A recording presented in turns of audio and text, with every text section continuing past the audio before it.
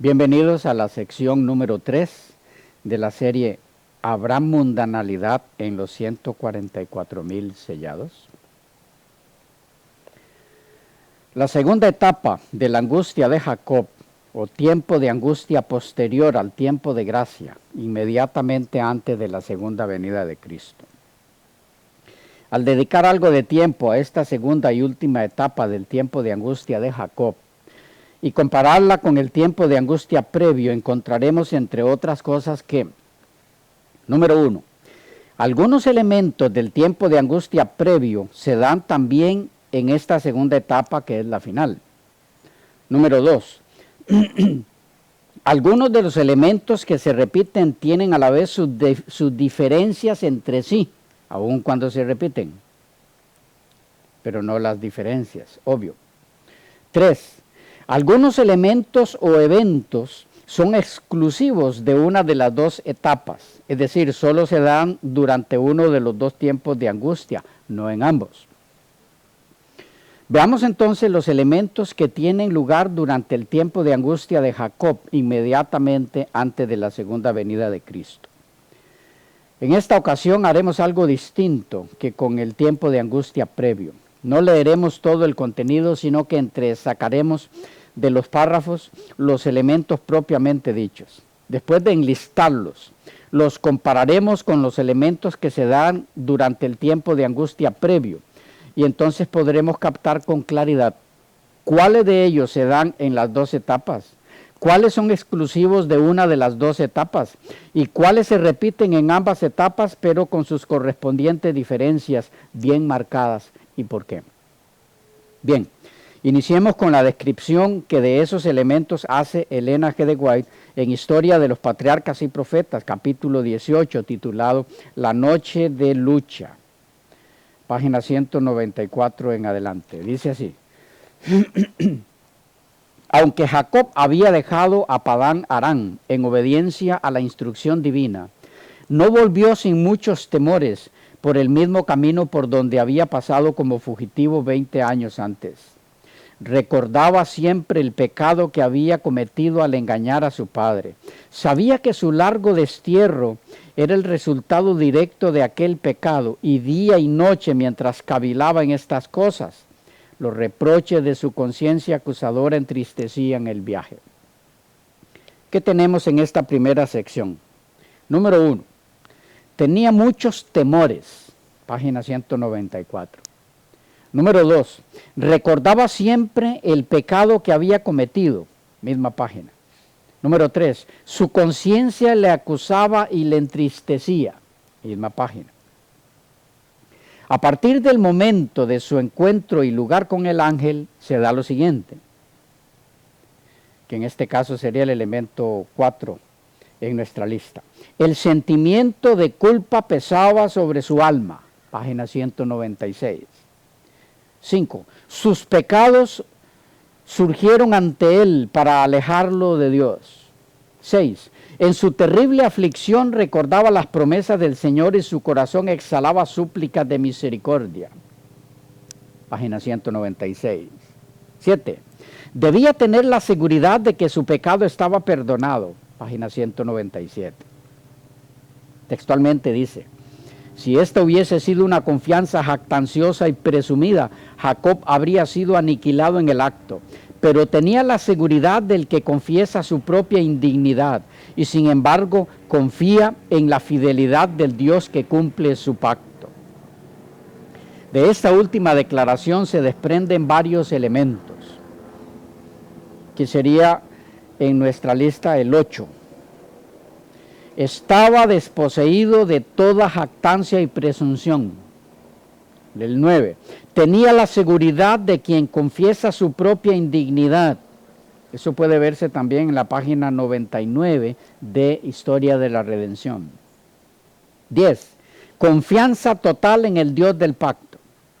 11. La experiencia de Jacob durante aquella noche de lucha y angustia representa la prueba que habrá de soportar el pueblo de Dios inmediatamente antes de la segunda venida de Cristo. Esto es en la página 199, allí lo dice. 12. Como Jacob estuvo bajo la amenaza de muerte de su airado hermano, así también el pueblo de Dios estará en peligro de los impíos que tratarán de destruirlo. Página 199. El elemento aquí es decreto de muerte, que por cierto no se ejecuta ni en el tipo ni en el antitipo en lo que respecta al tiempo de angustia de Jacob inmediatamente a la segunda venida, pero sí en el tiempo de angustia previo, donde todavía habrá algunos mártires. Es importante que sepamos que habrá decreto de muerte, o se dará, se promulgará antes y también después, antes de que termine el tiempo de gracia y también después de acabado el tiempo de gracia, solo que en el que se decreta después del tiempo de gracia no hay ejecución. Luego veremos un poquito más de esto. En el conflicto de los siglos, en el capítulo 40, titulado El tiempo de angustia, se describen algunos de los elementos ya mencionados y se añaden otros, entre los cuales están los siguientes, que sería el punto 13 en nuestra lista que llevamos. Su única esperanza se cifraba en la misericordia de Dios. Página 674. 14. Su único amparo debía ser la oración. Misma página. 15. Confiesa su pecado y reconoce agradecido la bondad de Dios con él, humillándose profundamente. Misma página. 16. Llegó la hora crítica de su vida. Todo está en peligro. Página 675. Todo esto es antes de su encuentro con el ángel. Esto es muy importante tomarlo en cuenta. Lo que sigue es después de su encuentro con el ángel. ¿Qué cosas? ¿Qué elementos? Que sería el 17 en nuestra lista.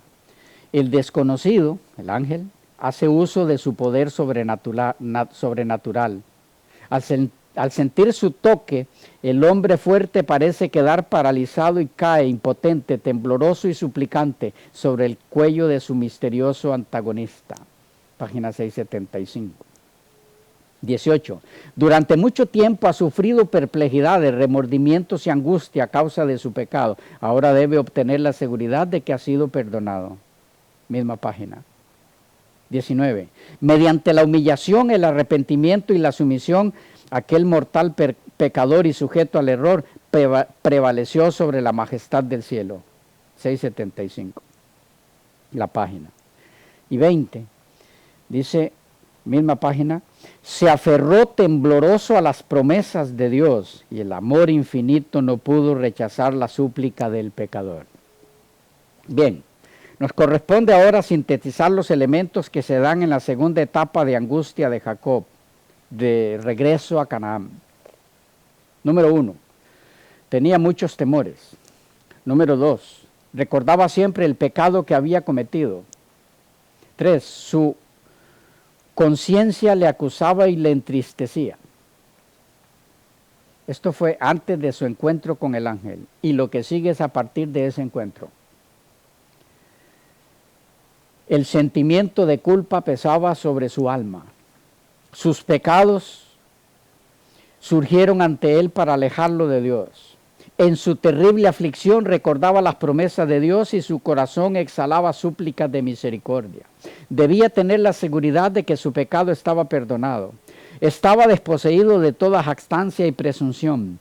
Tenía la seguridad de quien confiesa su propia indignidad. Confianza total en el Dios del pacto. Su experiencia representa la experiencia de los hijos de Dios inmediatamente antes de la segunda venida de Cristo. Se enfrentaba a la amenaza de muerte.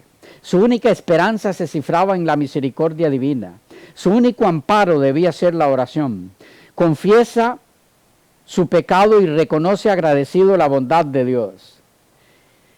Llegó la hora crítica de su vida, todavía en peligro. Cae impotente, tembloroso y suplicante ante el misterioso antagonista. Debe obtener la seguridad de que ha sido perdonado. Mediante humillación, arrepentimiento y sumisión, prevaleció sobre la majestad del cielo. Se aferró tembloroso a las promesas de Dios y el amor infinito no pudo rechazar la súplica del pecador. Ahora bien, de todos estos elementos, ¿cuáles se repiten en los dos tiempos de angustia y cuáles son exclusivos de cada tiempo? Veamos. En primer lugar, elementos que se repiten o se dan en los dos tiempos de angustia de Jacob en su persona. 1, amenaza de muerte. 2, condición de fugitivo. 3, está bajo la bendición de su padre. 4, estaba bajo la promesa del pacto. 5, con corazón profundamente acongojado. 6, dominado por su remordimiento, convicción de culpa. 7, temor de perder la bendición divina. 8, Satanás listo para atormentarlo. 9, se sentía desechado. 10, tribulación por su propio proceder erróneo. 11, las tinieblas de la desesperación oprimían su alma. 12, apenas se atrevía a orar. 13, sentía como nunca antes la necesidad de la protección divina. 14, había perdido toda confianza en sí mismo. 15, estaba al alcance todavía de la misericordia divina. 16, agradecido por la oportunidad que aún tenía de ser restituido. 17, tenía muchos temores. 18, recordaba siempre el pecado que había cometido, sentimiento de culpa. 19, su conciencia le acusaba y le entristecía. 20, en su terrible aflicción recordaba las promesas del Señor y su corazón exhalaba súplicas de misericordia. 21, ansiaba la seguridad de que su pecado había sido perdonado. 22, estaba exento de toda jactancia y presunción. 23, confesaba su propia indignidad. 24, confiaba totalmente en el Dios del pacto. 25, su único amparo era la oración. 26, era una hora crítica para su vida, estaba en gran peligro. Y ahora, elementos exclusivos de uno de los dos tiempos de angustia de Jacob, experimentados por él.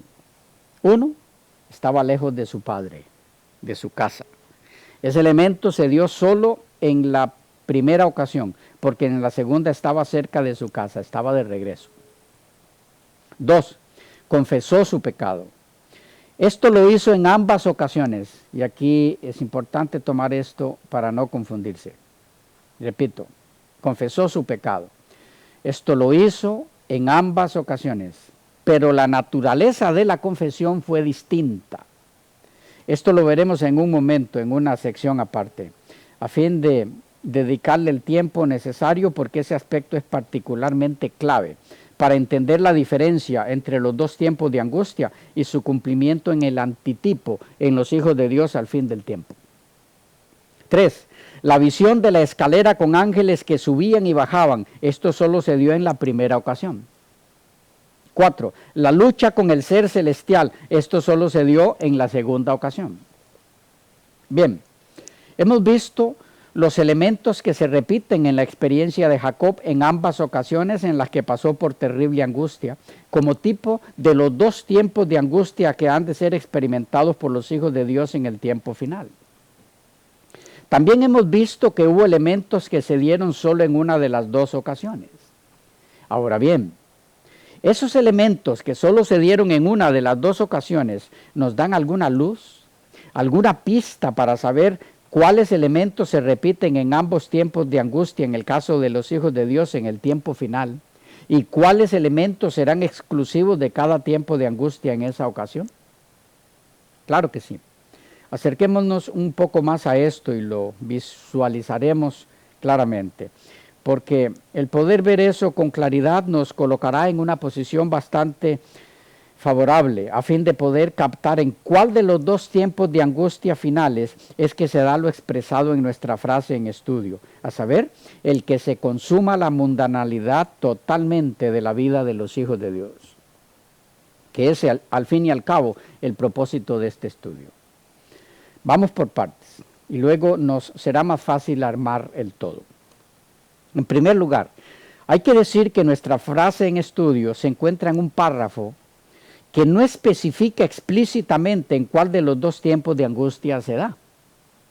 Ahora bien, en el párrafo que contiene nuestra frase se mencionan elementos que, como ya vimos, fueron elementos que se dieron en las dos ocasiones de angustia personal de Jacob y que por lo tanto no nos son de mucha ayuda en el sentido de ser una pista para saber en cuál de los dos tiempos de angustia final se ha de cumplir lo expresado en nuestra frase en estudio.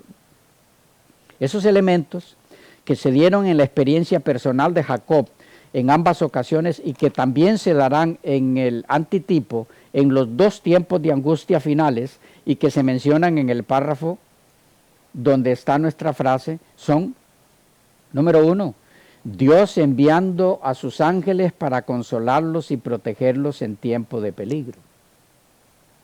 Tanto en el tiempo de angustia previo, como ya hemos leído en algunas declaraciones al inicio de este estudio, esto por causa de la circunstancia apremiante en la que serán colocados los hijos de Dios por razón de la ley dominical al mantenerse ellos leales a la ley de Dios, como también en ocasión del tiempo de angustia posterior al fin del tiempo de gracia, enviará a Dios a sus ángeles con el propósito mencionado.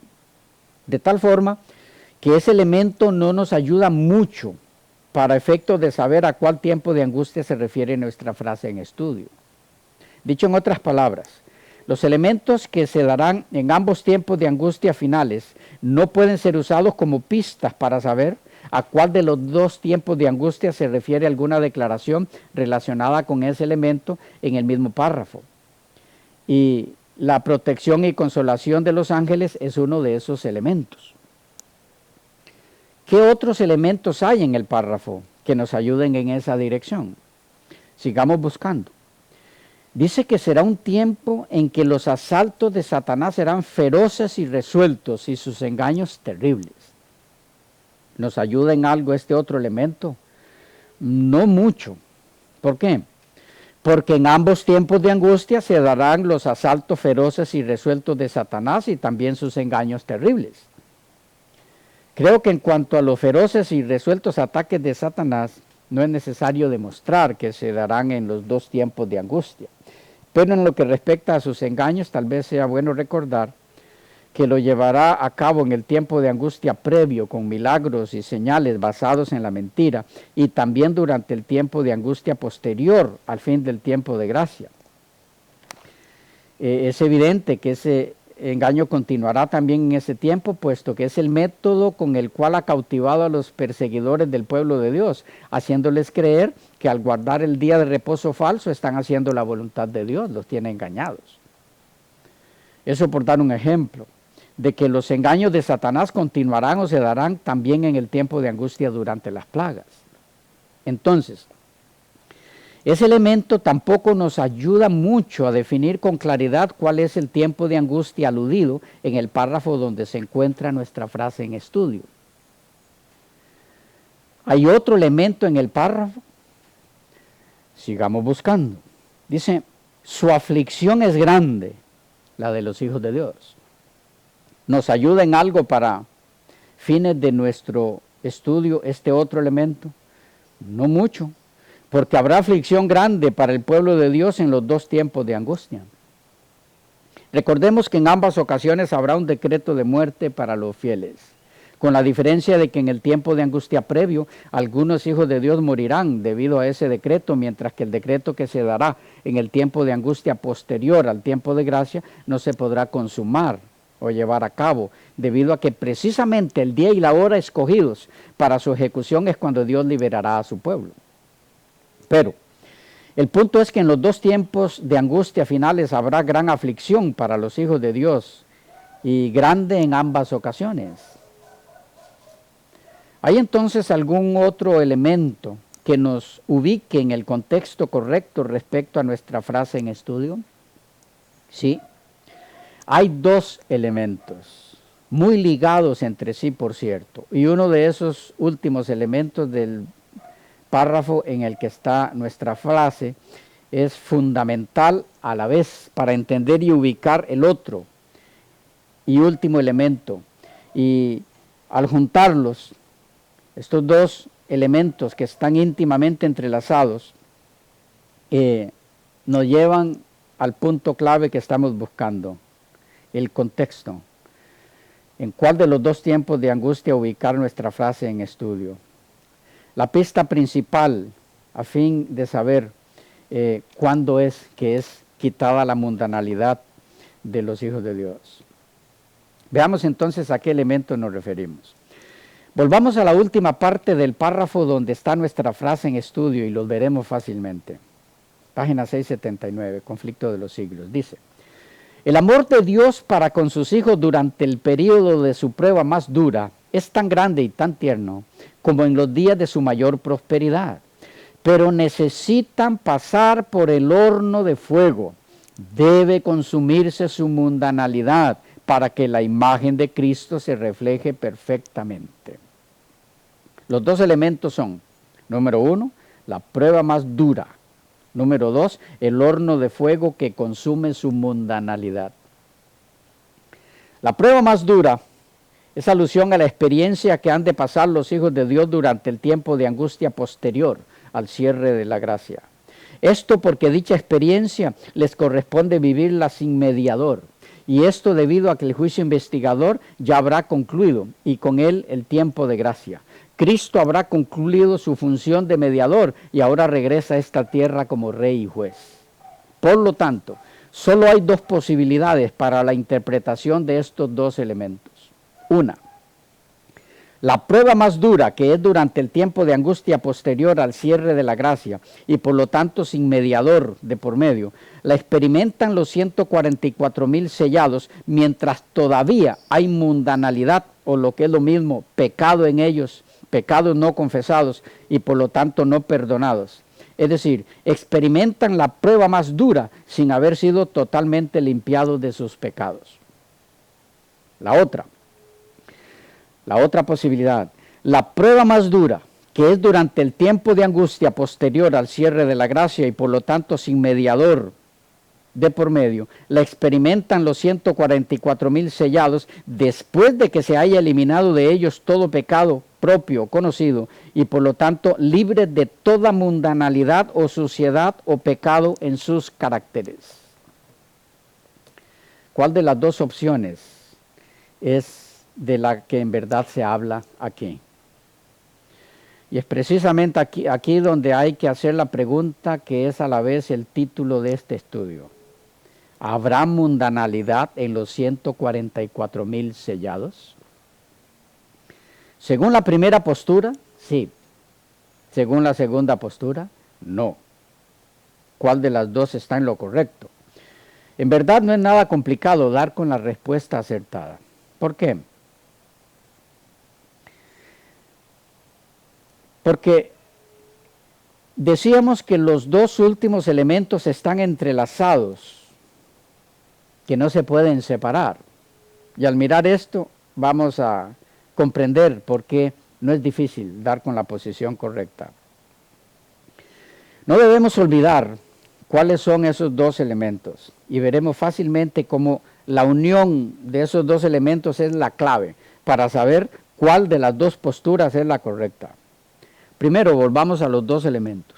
Número 1, la prueba más dura. Número 2, el horno de fuego que consume su mundanalidad. ¿Cómo nos ayuda la unión de estos dos elementos a dar con la postura correcta? Veamos. Siendo que todo este estudio tiene como propósito dar con el significado de la frase debe consumirse su mundanalidad del conflicto de los siglos de Elena G. de White en relación a los hijos de Dios de la última generación, lo que corresponde en este caso es saber con claridad, según los escritos de Elena de White, cuándo es que la última generación de cristianos pasa por el horno de fuego refinador, que elimina de ellos todo vestigio de pecados propios, o sea, todo tipo de mundanalidad. Dicho en otras palabras, según Elena de White, ¿en qué tiempo es que los hijos de Dios de la última generación pasan por el horno de la purificación del pecado a fin de estar listos para su prueba más dura cuando ya no haya mediador? Los de ustedes que son avisados y observadores ya habrán dado la respuesta de antemano y habrán captado a la vez cuál de las dos posturas es la correcta. Pero de todas formas avancemos. Permitamos que sea la misma autora cuya frase estamos analizando quien defina cuándo es el tiempo en el que los hijos de Dios pasan por el horno que elimina de ellos todo pecado, toda inmundicia, toda mancha, toda mundanalidad de sus caracteres. Si es durante el tiempo de angustia previo, mientras todavía hay gracia e intercesor, o durante el tiempo de angustia de Jacob, después de finalizado el tiempo de gracia. Algunas declaraciones que nos orientan en esa dirección. Las estaremos mirando en la próxima sección.